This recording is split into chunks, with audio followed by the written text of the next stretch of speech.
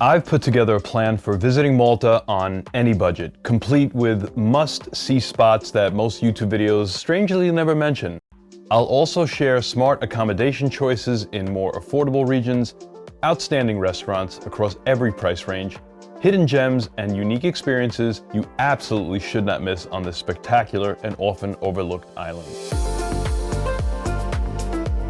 Hey friends, welcome. I'm George. Why is Malta overlooked? Well, maybe because of the well-deserved allure of Italy and other wonderful European countries that are just a stone's throw away. Sometimes you travel for the beaches, sometimes for the nightlife, food, scenery, culture, history, or agriculture. In Malta, you get all of that in one trip. For my wife and me, it was the perfect October getaway. Malta should be on your travel bucket list. Malta is its own country, a small group of islands tucked between Sicily and North Africa. Fun fact, it's the smallest country in the European Union, and as a reference, Rhode Island in the United States is about 8.5 times larger. So what's the weather like in October? Cooler than summer, pleasantly breezy with highs in the low 80s, and the nights dipping into the 70s and 60s, and sea temperatures that are still great for swimming. We were celebrating our 30th wedding anniversary. I told myself I'd take a break from filming for this channel, and then I met Valletta.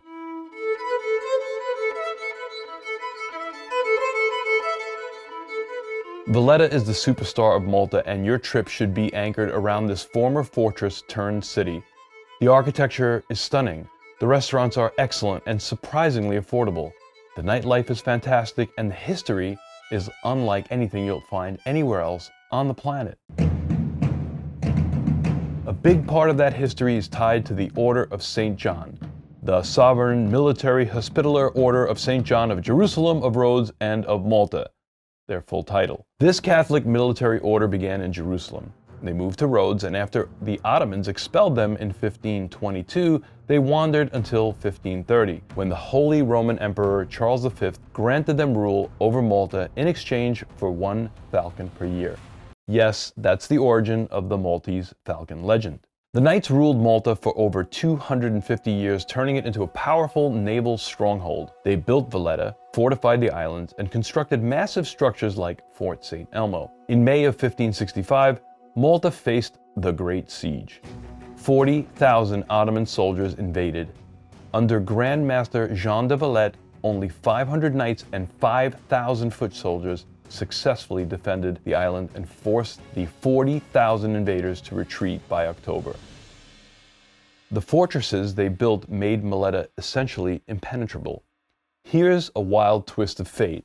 Had the knights not been expelled from Rhodes, they never would have gone to Malta, and without them, the Ottomans likely would have taken the islands easily, and history might look very differently today.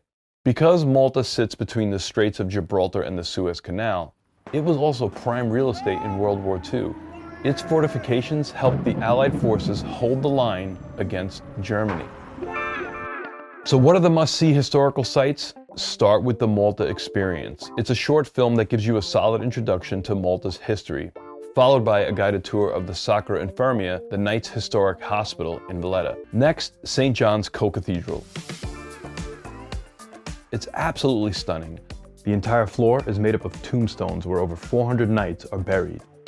A Baroque masterpiece filled with Caravaggio's works, and it offers a gripping look into the artist's turbulent life.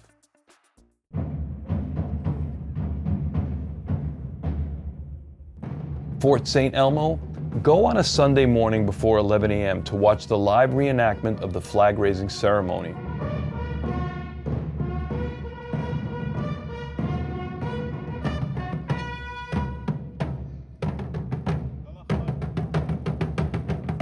The vistas alone are worth the visit, and you'll appreciate the sheer scale of a fort whose initial construction took just 6 months.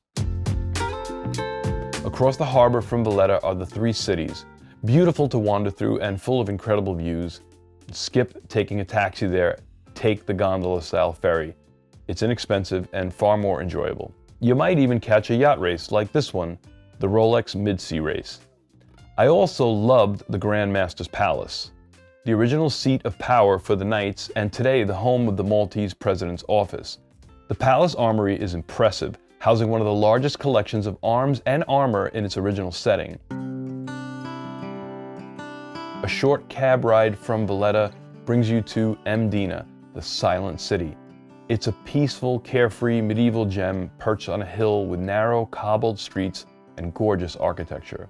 And while you're there, head next door to Rabat, another small city, and eat at a restaurant called Yana. Their lasagna is rich, creamy, bechamel-based, enormous, and unforgettable. The cocktails, freshly juiced fruits and vegetables, each one practically a meal. We shared our lasagna with neighboring tables because although it's a dish for two, it could easily feed four. Rabat is also home to St. Paul's catacombs, a network of underground tunnels used from the 3rd to 8th centuries. Now, compared to Paris, these catacombs are small, and unless you're a serious history buff, you can skip them.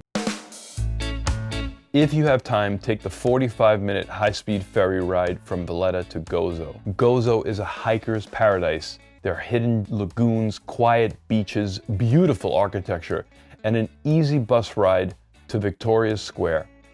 Wander the shops, explore the maze of cobblestone streets, and hike up to the Cittadella for spectacular views. St. Julian's is about 25 minutes from Valletta. It's Malta's modern nightlife hub, casinos, bars, clubs, and a younger crowd. After being there for about an hour, we realized it just wasn't for us. We preferred Valletta's charm. Valletta is amazing, but staying inside the city can be pricey. A fantastic alternative is Floriana. It's just outside of Valletta.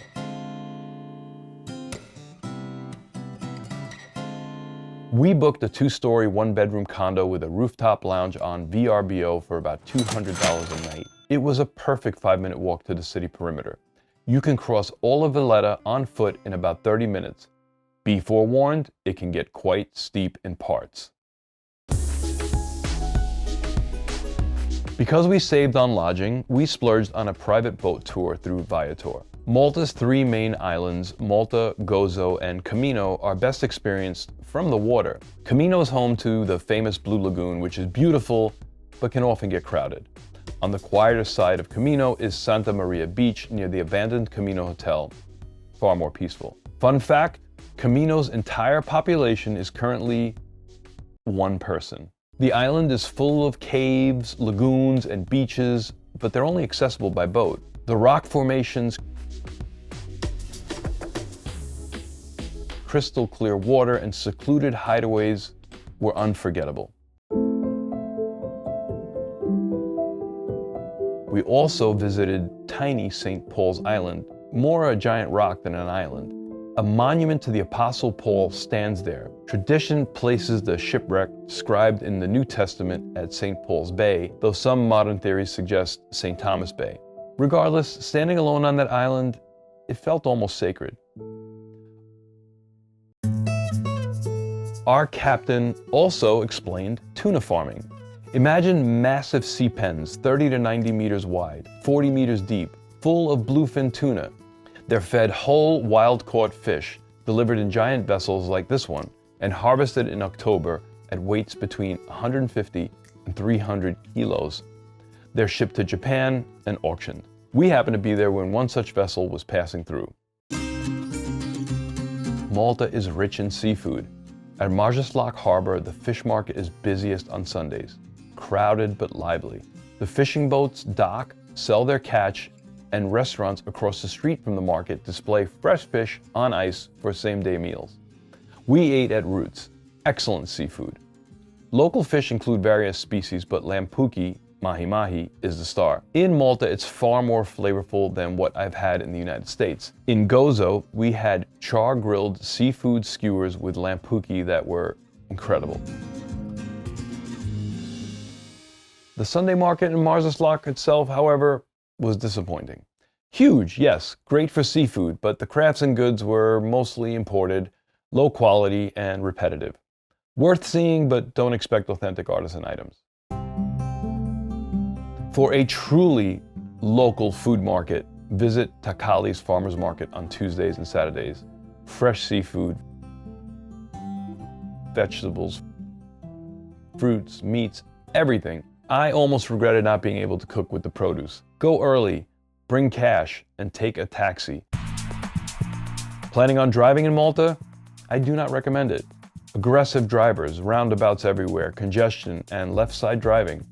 Buses are cheap, kind of slow, a little confusing. Bolt is the rideshare app you should be using. It's about 20% cheaper than Uber, and there's no tipping required. And we rarely waited longer than 4 minutes. Most rides cost between 6 and 10 euros. Our longest ride from Floriana to Paradise Bay was 45 minutes, and it cost around 23 euros. If beaches are your priority, Valletta is kind of far from the best ones. Malta has 15 beaches. We visited 2 of them, Paradise Bay and Gadira Bay. Check the wind directions before choosing a beach because fall months can bring rough surf. The water is beautifully blue, clear, and great for snorkeling. Chairs and umbrellas at the beaches are affordable. Even in October, beaches were busy midweek. The water was chilly, but it was also refreshing. Gadira Bay is sheltered from west winds, so the water was calm, but the winds brought unpleasant aromas from the landfill. Paradise Bay had fewer restaurants. Gadira Bay had more. We had a good salad and a pizza at Salia, but finding a truly good salad on Malta is surprisingly difficult. The best we had was at Cafe Bacone in Valletta, a simple takeout place with upstairs seating. We ate at a range of restaurants from cheap spots to a pricey 2-star Michelin. Most meals were excellent. The best Neapolitan pizza I may have ever tasted was at Sally Port Pizzeria, established in 1967 with over 2,000 Google reviews and a 4.7-star rating. We ordered 2 pizzas and accidentally a third. The Amatriciana had smoky guanciale, sweet red onions, and sharp pecorino. The white Amelia Tartufata had truffle paste, mortadella, pistachios, basil, and truffle-infused burrata. We were pleasantly surprised at how delicious the classic margarita pie actually was. Perfect San Marzano tomatoes, creamy mozzarella, fresh basil, olive oil, and a crust that was absolute perfection. Why was it accidental? In Malta, if you want a classic margarita, be sure to specify margarita with tequila. For fine dining, our best experience was at 1-star Michelin Noni. The previous night, we'd eaten at a 2-star Michelin restaurant that had gorgeous service, wine, and views, but the flavor of the dishes, just not for us. So our expectations for Noni were kind of low. Noni blew us away. Chef Jonathan Brinkat's food is a modern, elevated interpretation of Maltese flavors. Every course, from the olive puree encased in a delicate cocoa shell, to the spherical tara masalata, to the delicate prawn tartlet, raviolo, octopus tagine, sea bass, lamb loin, spring peas with gelatinous ham hock pasties. Even the palate cleanser and the inventive desserts were exceptional. For authentic, affordable comfort food, do not miss Nenu the Artisan Baker. Make reservations or go for lunch. Dinner lines are long. Their star dish is ftira, a Maltese flatbread baked in a century-old wood-fired oven, is unforgettable. Their rabbit ravioli, potato cauliflower cakes, and fish soup are also fantastic. The preferred protein for locals, besides fish, rabbit. Another authentic option, though farther from Valletta, is Djar il Bignet, farm-to-table rural Maltese cooking. We tried delicious lampuki soup, snails, anchovy fritters, grandma's rabbit pot pie, and a slow-cooked beef stew. There are 30 Michelin Guide selected restaurants in Malta, and we managed to dine at 2 that are especially worth a visit if you're craving Asian fare. Aki offers fantastic sushi and a great atmosphere, while Kaiseki impressed us with its exceptional shrimp, dumplings, and pork gyoza. Don't miss them. If I wanted to try 2 different spots every day, I need at least 2 years to cover Malta's food scene. Conservative estimates list 837 official restaurants along with 1,077 snack bars, 188 takeaways, 56 kiosks, and 480 bars. So if I happen to miss your favorite place, let me know in the comments below. Let's recap before I let you in on my favorite experience in Malta. Bolt, don't Uber. You'll save upward of 20%. Parking is a nightmare, and aggressive left-hand driving isn't for everyone, so think twice before renting a car. Floriana is a great place to stay for budget-friendly options, especially for VRBOs. When picking your place to stay, use the Triton Fountain as a reference point on Google Maps. It's at the city edge of Valletta, closest to Floriana. We stayed near St. Publius Church, and it was a 2-minute walk to the bus terminals as well. Best pizza?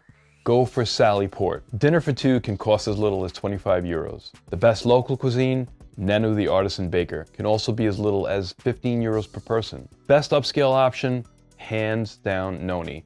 It's on the high end at around 135 euros per person for the deluxe food menu, which I recommend, and 75 euros for the classic wine pairing, which I also recommend, and the cocktails are around 15 euros. In New York, a meal like that would not cost less than $300 per person. Best beaches? On the main island of Malta, they are all fairly the same from what we saw by boat. Check the wind direction. Gadira Bay has many more dining options and is a larger beach, but you may have to contend with aromas from the landfill. Paradise Beach is more cozy and has nicer rock structure, but it is smaller, and there are only 1 or 2 options for food nearby. If you do visit Camino Island, the Blue Lagoon is kind of a must, but if you can get to Camino by boat, you have to swim at Camuna Lagoon. Beautiful. Is it cold? It's a little chilly. And get snorkeling gear. Historical sites, your first stop should be the Malta Experience Theater. Well worth the 14 euros, especially if you want to get a good grasp of the history of Malta. I would not miss St. John's Co-Cathedral and the Grand Master's Palace as well. If you have time, take a ride to Mdina, the silent city. And now, for my favorite experience in Malta, if you want a truly unique grassroots experience, arrange a tasting at Tahmoon Olive Grove. A serene private oasis in the countryside. Charles, the owner, is incredibly passionate. Olive oil that we extract from that tiny little olive is superb. He treats each olive like a child. His knowledge and love for the craft make it a deeply memorable visit. The olive oil we tasted was pressed the day before. When you feel burns in your throat, it means high polyphenol levels in the oil. You're gonna feel taste it bitter and also peppery as well. It's like olive. I love that taste. Turn it around your mouth. You try to breathe in with the oil still in your mouth. Delicious. You have oregano around here? Sorry? You have oregano here? Yeah. Oh my God, you taste that? And there are another 2 main herbs. Thyme? Yes, the Wow. Bay leaves? yeah. Yeah. How did you taste that? That's what I do for a living. Cheers. The cheese, bread, and wine were produced from a neighboring farm next to the olive grove. So these are your olives from your grove? Yes, these are the big ones are the Bella di Cerignola. These are the Piccione. These are the Kalamata, and these are the Leccino. The experience took about 3 hours and cost 45 euros per person. We came home with a few delicious bottles of his olive oil, and if you decide to do the same, here's a heads up. Bubble wrap is surprisingly hard to find in Malta. We eventually tracked some down at Malta's equivalent of Home Depot, Homemate. Malta is an extraordinary blend of history, culture, cuisine, beaches, weather, and nightlife. But visit soon, construction is expanding rapidly, and even local artists worry the island's charm may be fading. Go now while it's still magical, and check out my other travel suggestions in this playlist right here. Cheers.